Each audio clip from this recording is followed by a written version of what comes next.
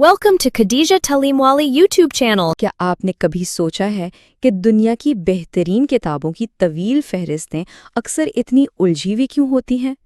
خیر، آج کے اس جائزے میں ہم معلومات کے اس بکھرے ہوئے سمندر کو محض ایک بورنگ فہرست سے نکال کر انسانی علم کے ایک بالکل واضح اور دلکش نقشے میں تبدیل کرنے والے ہیں۔ 500 یہ کوئی معمولی عدد نہیں ہے۔ سوچئے ذرا، یہ ان تمام شاہکار کتابوں کی کل تعداد ہے جنہیں آج ہم ایکسپلور کرنے والے ہیں۔ یہ محض کاغذ کے پلندے نہیں ہیں، بلکہ اس دنیا کو سمجھنے کے 500 مختلف زاویے ہیں۔ اب یہاں جو سب سے دلچسپ بات ہے نا، وہ یہ ہے کہ اتنا بڑا ڈیٹا دراصل انسانی سوچ کے 5 بڑے حصوں میں سمٹ جاتا ہے، چاہے وہ کلاسک ادب ہو، ذاتی ترقی ہو، بزنس ہو، سائنس فکشن ہو یا روحانیات۔ دنیا کا ہر عظیم مصنف دراصل انہی 5 میں سے کسی ایک دائرے میں رہ کر ہماری رہنمائی کر رہا ہے۔ تو اس پوری لائبریری کا نقشہ کھینچنے کے لیے ہم اسے 3 حصوں میں بانٹیں گے: ذات اور معاشرہ، انسانی کہانی اور آخر میں ماورائی دنیائیں۔ چلیں سب سے پہلے بات کرتے ہیں ذات اور معاشرہ کی، یعنی اپنے ذہن اور پیسے پر عبور حاصل کرنا۔ اگر ہم نان فکشن کے اس نقشے کو دیکھیں تو کچھ مخصوص ناموں کا دبدبہ بالکل واضح نظر آتا ہے، جیسے میلکم گلیڈویل 5 کتابوں کے ساتھ سب سے آگے ہیں، ان کے بعد سیتھ گورڈن کی 4 اور رائن ہالیڈے کی 3 کتابیں ہیں۔ یہ ٹرینڈ صاف بتاتا ہے کہ آج کل لوگ کس طرح کے پریکٹیکل اور عملی آئیڈیاز تلاش کر رہے ہیں۔ لیکن علم کبھی محدود دائروں کا پابند نہیں ہوتا۔ اب اس کراس اوور کو ہی دیکھ لیں۔ ایک طرف تھنکنگ فاسٹ اینڈ سلو ہے، جو بظاہر نفسیات کی کتاب ہے، مگر بزنس کی دنیا میں اس نے تہلکہ مچا دیا ہے۔ دوسری طرف شو ڈاگ ہے، جو بزنس کے ساتھ ساتھ ایک شاندار بایوگرافی کا بھی زبردست سنگم ہے۔ مطلب بہترین کتابیں وہ ہیں جو مختلف موضوعات کو ایک ساتھ جوڑ دیتی ہیں۔ اور اگر ہم تھوڑا مزید گہرائی میں جائیں تو پیشہ ورانہ کامیابی کی بنیاد آج کل ان چند کتابوں پر کھڑی ہے: اٹامک ہیبٹس، ڈیپ ورک اور رے ڈالیو کے پرنسپلز۔ یہ کتابیں مل کر آپ کو صرف خیالات نہیں دیتی، بلکہ پریکٹیکل لائف میں آگے بڑھنے کا ایک ٹھوس راستہ دکھاتی ہیں۔ لیکن یہاں آ کر ایک بہت بڑا سوال پیدا ہوتا ہے۔ فرض کریں کہ ایک انسان نے اپنی پیداواری صلاحیت اور عادات پر عبور حاصل کر لیا، تو پھر اس کا ذہن آگے کہاں کا رخ کرتا ہے؟ مطلب جب آپ نے خود کو ٹھیک کر لیا، اپنا کیریئر یا بزنس سیٹ کر لیا، تو اس کے بعد کیا؟ یہیں سے ہم وسیع تر انسانی تجربات کی جانب قدم بڑھاتے ہیں، جو ہمیں ہمارے دوسرے حصے کی طرف لے جاتا ہے، انسانی کہانی، جہاں ہم حقیقی زندگیوں اور تاریخ کو سمجھیں گے۔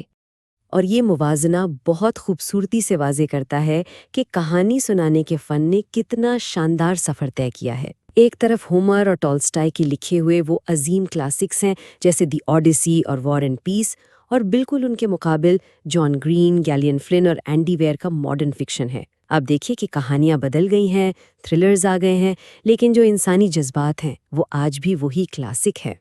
حقیقی زندگیوں کی بات ہو اور والٹر آئزیکسن کا ذکر نہ ہو، یہ کیسے ہو سکتا ہے؟ وہ اس لسٹ میں کسی ماہر نقشہ نویس کی طرح ہیں۔ اسٹیو جابز ہوں، البرٹ آئنسٹائن، لیونارڈو ڈیونچی یا بینجامن فرینکلن، ایک ہی مصنف کا تاریخ کے ان عظیم ترین دماغوں کو اس قدر باریکی سے پڑھنا سچ میں ایک بے مثال کارنامہ ہے۔ بایوگرافی کا یہ حصہ انسانی تاریخ کی انتہائی تاریک اور روشن دونوں جہتوں کا احاطہ کرتا ہے۔ ایک طرف این فرینک کی ڈائری ہے جو تاریخ کے انتہائی تکلیف دہ دور کی کہانی سناتی ہے، اور دوسری طرف نیلسن منڈیلا کی لانگ واک ٹو فریڈم ہے جو ایک طویل ترین جدوجہد کے بعد شاندار فتح کی مثال ہے۔ یہ ظاہر کرتا ہے کہ زندگی کی کتابوں میں درد اور فتح دونوں کا مقام یکساں ہے۔ اب آپ سوچ رہے ہوں گے کہ اتنے حقائق کے ہوتے ہوئے ان افسانوی کہانیوں یا فکشن کی ضرورت ہی کیا ہے؟ دراصل کہانی کی سب سے بڑی طاقت یہی ہے کہ یہ معاشرے کی ان پیچیدہ نفسیاتی اور سماجی سچائیوں کو سامنے لاتی ہے جو خشک ڈیٹا، اعداد و شمار یا خبروں کی لکھائی میں کہیں چھپ کر رہ جاتے ہیں۔ اور یہاں سے ہم آگے بڑھتے ہیں اپنے تیسرے اور آخری حصے کی جانب، ماورائی دنیائیں، جہاں تخیل اور روحانیت کی بات ہوتی ہے۔ اس کیٹیگری کی وسعت کو سمجھنے کے لیے بس ہیری پوٹر فرنچائز کی مثال لے لیں۔ سورسرس سٹون کے پہلے سال کے تعارف سے لے کر ڈیتھلی ہیلوس کے 7ویں سال کے اختتام تک یہ محض کوئی ایک کتاب نہیں ہے، بلکہ یہ ایک پوری متوازی کائنات کی تخلیق ہے جو انسانی تخیل کی اڑان کو ظاہر کرتی ہے۔ اور اگر ہم سائنس فکشن کی گہرائی میں تھوڑا اور جائیں تو فرینک ہربرٹ کی عظیم سیریز ڈیون ہمارے سامنے ہے۔ پہلے ڈیون کی بنیاد پڑتی ہے، پھر مسیحا کا دور اور آخر میں آنے والی نسلوں کا ذکر۔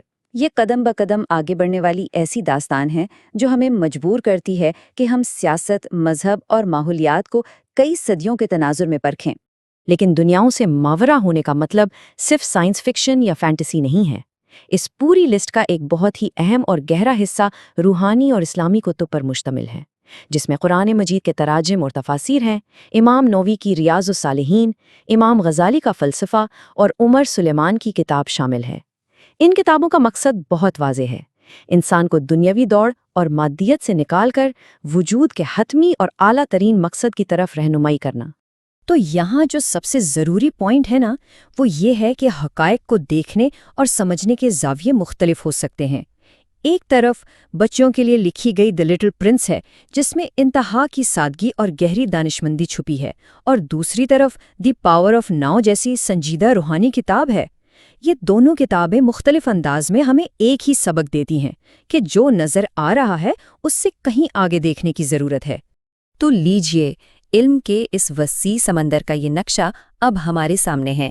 پیداواری صلاحیت سے لے کر تاریخ، فکشن اور روحانیت تک ہم نے ہر پہلو کا بغور جائزہ لیا ہے۔ اب آخر میں سوال صرف یہ رہ جاتا ہے کہ معلومات کے اس بہترین نقشے کو ہاتھ میں تھامے آپ اپنے مطالعے کے اس طویل سفر کا اگلا باب کس کتاب سے شروع کرنے والے ہیں۔ یقین جانیے یہ فیصلہ کرنا خود ایک بہت ہی شاندار تجربہ ہے۔